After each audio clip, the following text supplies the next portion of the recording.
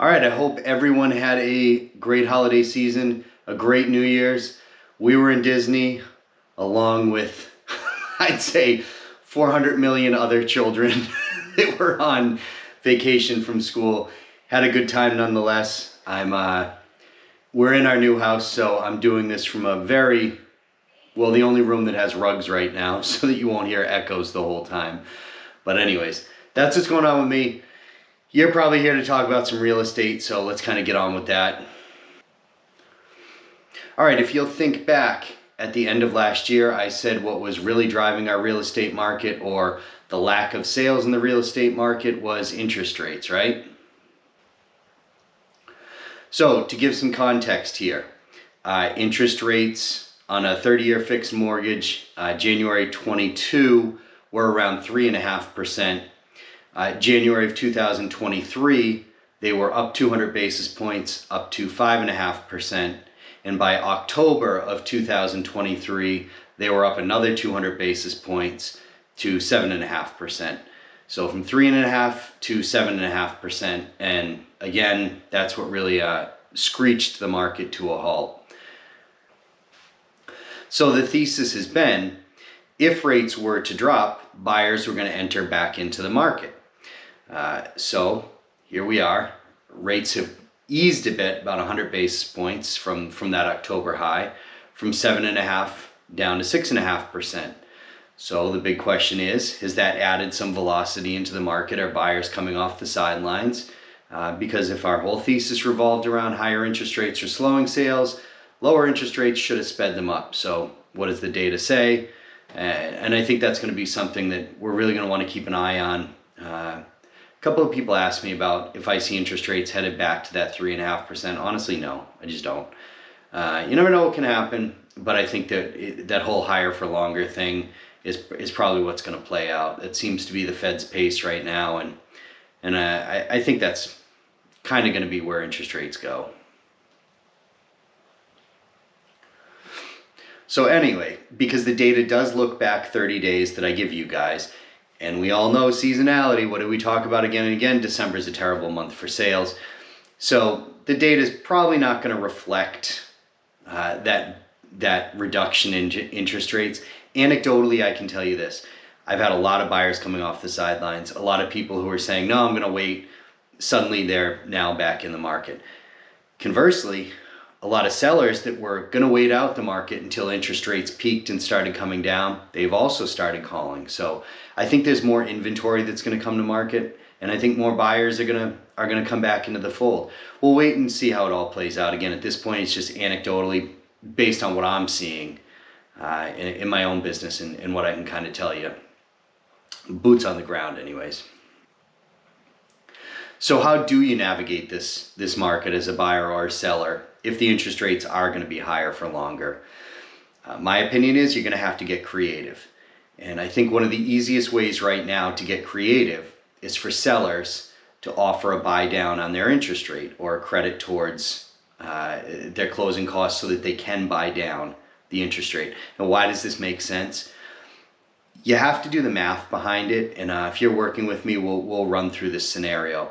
But a 1% reduction in interest rate could end up equating to $100,000, $75,000, $100,000 more in value. So if you're a seller and you need to offer 20 grand to somebody to buy down their interest rate by a point, but you'll end up netting 75 or 100,000 more because the payment is comfortable for the buyer, that's just what you got to do. I mean, you'd be crazy to reduce all the way down by that 80 or 100,000 so that the math works for the buyer, instead of offering just to buy down their interest rate. There's a lot of moving pieces to it. It's not quite as clean as we're used to seeing deals over the last handful of years because we didn't have to deal with stuff like this.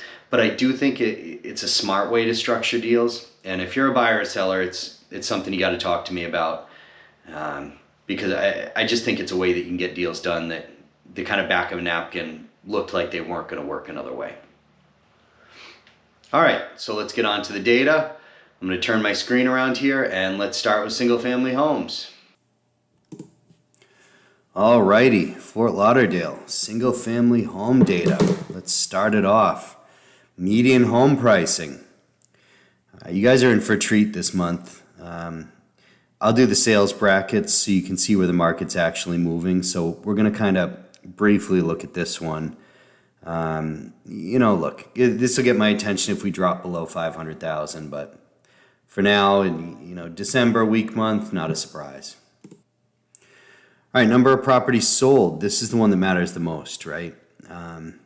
Is a lower number of properties sold in December a surprise? Again, if you said yes here, you haven't been paying attention to the data that I put out or heard me speak.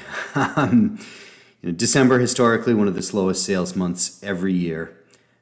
So if you've been paying attention, flat month, no real surprise for you.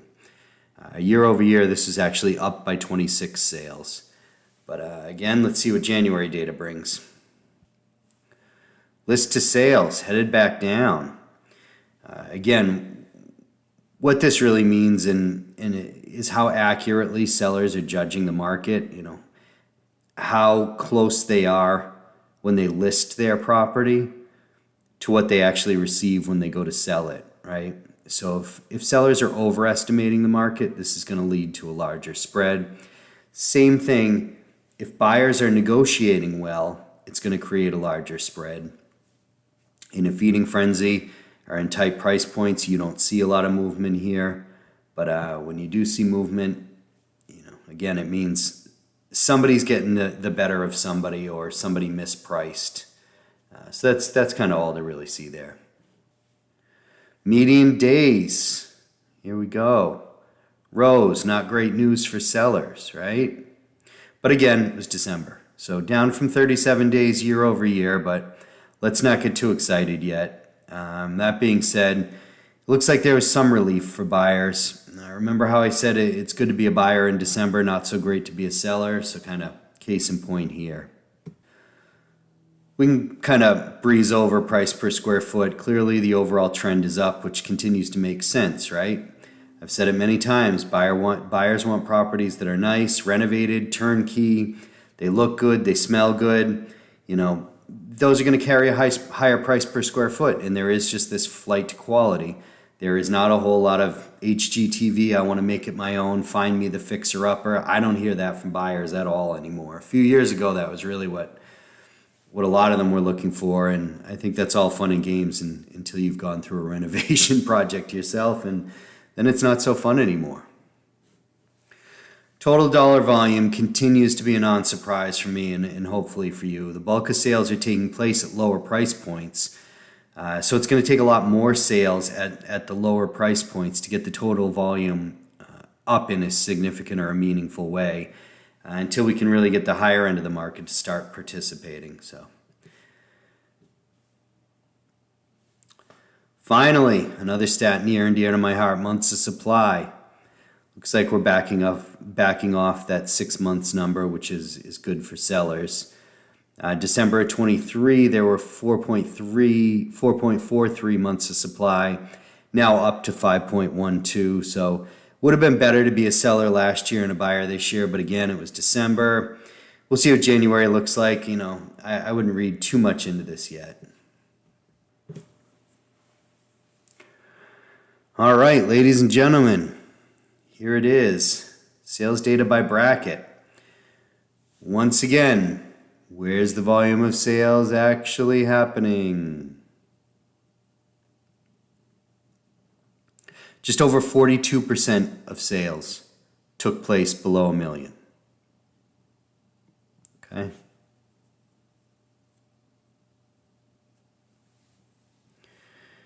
The highest number of sales is taking place in the lowest price brackets. Where's the most competition for buyers going to be? Lowest price bracket. Where is it easiest to be a seller? Lowest price brackets, right? Month after month, this is what we keep seeing. So don't let the headlines of luxury fool you. That being said, is it a good time to be a buyer on the higher end? Yep. Why? Not a lot of sales means on the higher dollar properties, the sellers aren't seeing a whole lot of offers. Now, what is cut off on this is above $5 million, 3.13% of the market took place above $5 million. So in that ultra luxury, a a little bit of a pulse there. But anyways, I mean, look, I have a 6-bedroom that I'm bringing to market in Davie.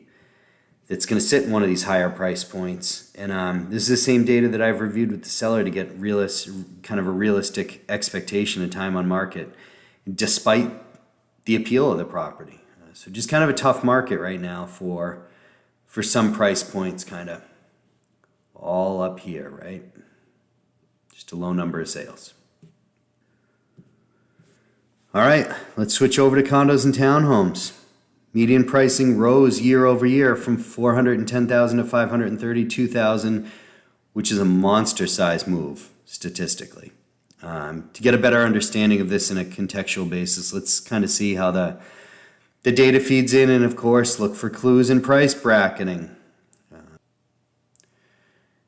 Now, prices may be up, but transactions, this is ugly. If median prices are up and sales are down, it's telling me that buyers are willing to pay for quality, but still within a budget, right?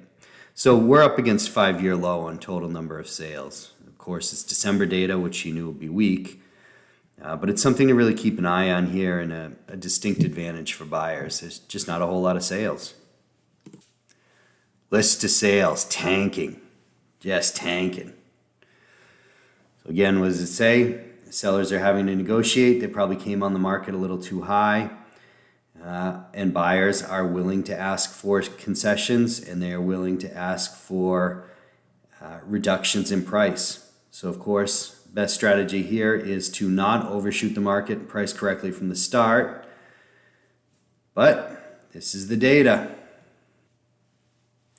Median days on market possibly leveling off here. Double the days on market from December of 22. Of course, more days on market can mean a number of things, from too few buyers to overpriced properties. But if you're a seller listing with me, I'm going to tell you, look, be prepared for a longer time to contract. That's just the reality of today's market.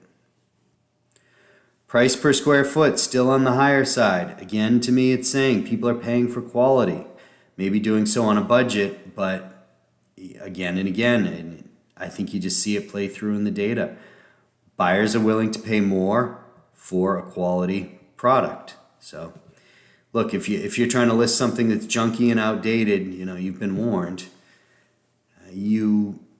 Right now, everybody wants the modern look. If you've got multicolored walls all over the place, you need to get them painted, ideally white, but worst case to some kind of neutral tone. But if you're in a situation where you're just going to throw the property on the market with old furniture, old colored walls, outdated kitchens, just be prepared, man. It's just not what buyers are looking for right now. So keep that in mind. Total dollar volume, just wow. I want to take a moment and address something that doesn't show up here. Pre-construction condos are being sold along the beach at a relatively strong pace. Those sales don't get loaded into the MLS very often. Those are higher dollar sales. And if you're a buyer looking for that product, which is what a number of the buyers that I work with honestly are looking for, throw all this that I'm showing you out the window. This is just for resales. So if the sales pre-market, say it's Celine, had been loaded into this month's data, and especially over the last handful of months, you would have shown a big bump in the pricing across the board. But I digress anyways, just something to keep in mind. And as always, depends what price point you're looking at to see how this data affects you and kind of what's going on in the market overall. But existing sales, condos and townhomes, just brutal. So we'll see what January brings. All right. I know a lot of you that follow me also follow the stock market. This month's a supply chart. If it was a stock you owned, you'd be thinking, wow, looking pretty good with a little bit of room to run here. Above 6 months of supply favors buyers. So if you're a seller and you're looking at this chart, you're not too thrilled. We're through that level and then some. So if new listings hit the market and buyers don't pick up their pace of sale, expect this chart to get worse. Better for buyers, worse for sellers. All right, let's take a look at the bracketed data. Who wants to be a seller below 750,000?